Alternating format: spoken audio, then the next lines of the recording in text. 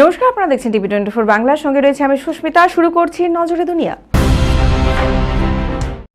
তৃতীয় সন্তানের জন্মে 1 বছর মাতৃত্বকালীন ছুটি ঘোষণা তামিলনাড়ুর মুখ্যমন্ত্রীর।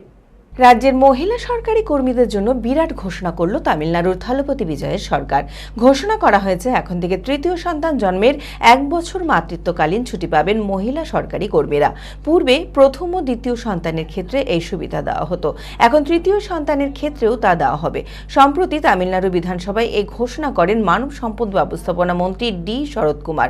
তিনি বলেন, তামিলনাড়ুর সরকার জনকল্যাণমুখী সরকার।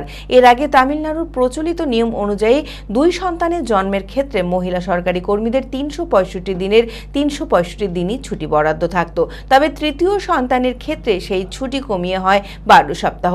এখন এই নিয়মের বদল আনা হয়েছে। স্বাস্থ্য দপ্তরের রিপোর্ট অনুযায়ী তামিলনাড়ুর মোট প্রজনন হার কমে 1.4-এর নিচে নেমে গিয়েছে, যা প্রয়োজনীয় 2.1-এর তুলনায় অনেকটাই কম।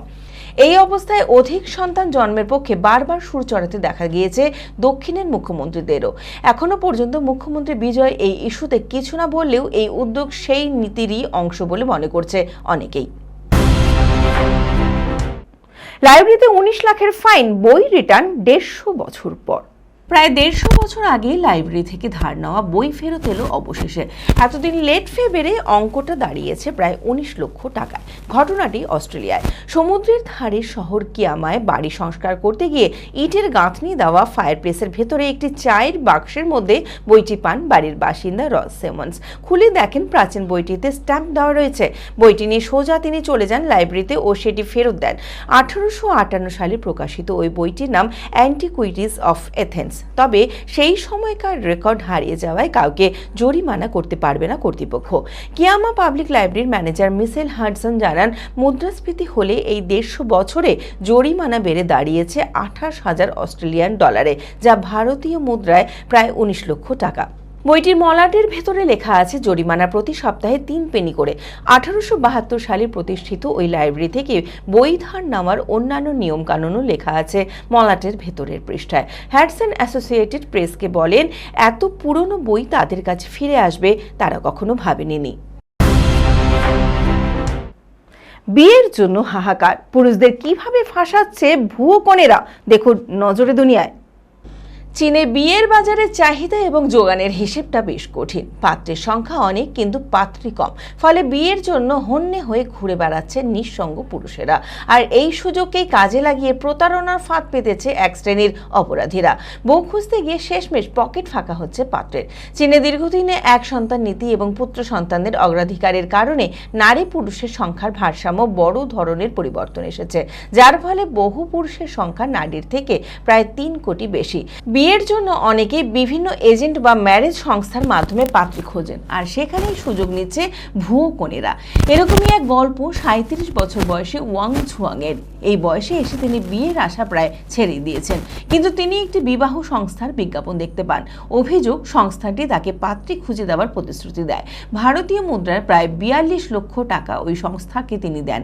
মাত্র 10 মিনিটের মধ্যে 4 থেকে 5 জন মহিলার সাথে তিনি দেখাও করেন, তারপর বিয়ে করতে রাজি হন। কিন্তু বিয়ের কয়েক মাস পরে ঋণ আদায়কারীদের কাছ থেকে ফোন আসতে শুরু করে। জানা যায় যে তার স্ত্রীর আগে 3 বার বিয়ে হয়েছিল, একটি সন্তানও আছে তার। গুরুতর যৌন রোগে তিনি ভুগছেন। বিয়ের আগে মহিলার ঋণে জর্জরিত ছিল। বিষয়টি জানাজানি হতেই ওয়াং বিবাহ বিচ্ছেদের প্রস্তাব দেন, কিন্তু টাকা ফেরত দিতে অস্বীকার করেন। এরপর ওয়াং হতাশ হয়ে সেই সংস্থার ঠিকানা মতো সেখানে উপস্থিত হলে চক্ষু চড়ক গাছ হয়ে যায়। দেখেন ওই জায়গায় সেই সংস্থার কোনো অফিসে নেই। সোয়াইপ ছেড়ে পিডিএ প্রজেক্টের দিকে চোখ, জেনজিদের ভরসা এখন pitch a friend dating trend. দিনের পর দিন স্মার্টফোনের স্ক্রিনে বাঁয়ে ডায়ে সোয়াইপ করার পরেও মনের মতো সঙ্গী পাচ্ছে না তরুণ প্রজন্ম। স্বাভাবিকভাবেই তাদের জীবনের অনেকাংশই গ্রাস করেছে হতাশা। ভার্চুয়াল প্রোফাইলের কৃত্রিমতা, অ্যাপ ব্যবহারের যে মানসিক ধকল বা ডেটিং অ্যাপ ফ্যাটিগ, তা কাটাতে বিশ্বজুড়ে জনপ্রিয় হচ্ছে এক নতুন ট্রেন্ড, পিচে ফ্রেন্ড। এখানে লোককে দেখানোর জন্য নিজের প্রোফাইল সাজানোর প্রয়োজন পড়ে না, বরং তার ঘনিষ্ঠ বন্ধুরাই 3 থেকে 5 মিনিটের পাওয়ার পয়েন্টের প্রেজেন্টেশনের মাধ্যমে সকলের সামনে তুলে ধরেন যে কেন তার সিঙ্গেল বন্ধুটি ডেটিংয়ের জন্য একদম পারফেক্ট।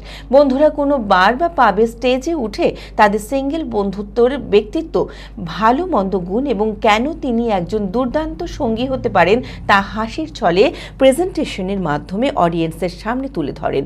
প্রেজেন্টেশন শেষ হলে উপস্থিত দর্শকেরা সরাসরি সেই ব্যক্তির সঙ্গে আড্ডা জমাতে পারেন।